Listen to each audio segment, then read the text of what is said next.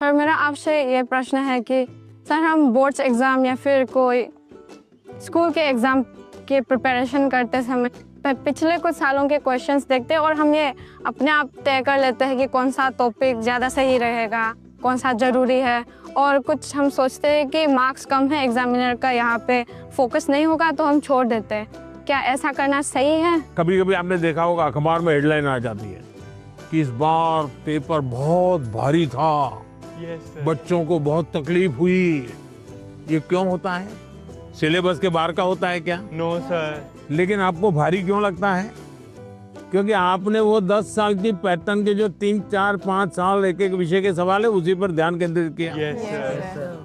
पहले आता था श्योर सजेशंस, फिर आने लगा इम्पोर्टेंट क्वेश्चंस, फिर आने लगा 10 साल के पेपर आप कर लीजिए, वही पैटर्न चलेगा। Yes sir. ये बीमारी जब मैं पढ़ता था तब भी थी, और ये बीमारी फैलाने का काम कुछ टीचर भी करते हैं। टीचरों को क्या लगता है कि मेरे स्कूल का नंबर अच्छा हो, मेरे क्लास का नंबर अच्छा हो, इसलिए वो क्या करते हैं, जिससे नंबर मिले वही पढ़ाते हैं। Yes sir.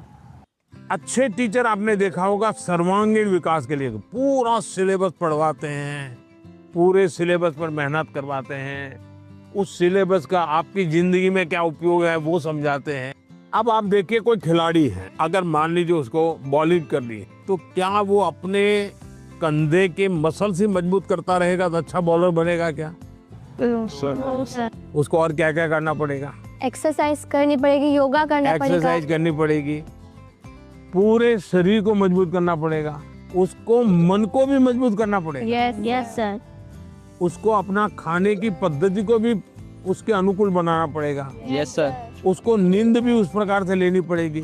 करता क्या है? बॉल फेंकता है, लेकिन पूरे शरीर को तैयार करता है कि नहीं करता है? Yes sir. शरीर का एक अंग भी वीक रह गया, बॉलिंग अच्छी करता है, कंधा बहुत अच्छा है, स्पीड सब अच्छी है, लेकिन पैर ठीक नहीं काम कर रहा है तो बॉलिंग कर पाएगा क्या? No sir. जैसे एक प्लेयर को अपने गोल को पाने के लिए खेल में मास्टरी पानी है तो भी उसको संपूर्ण शरीर की चिंता करनी पड़ती है, वैसे ही हम जिंदगी परीक्षा के लिए नहीं है,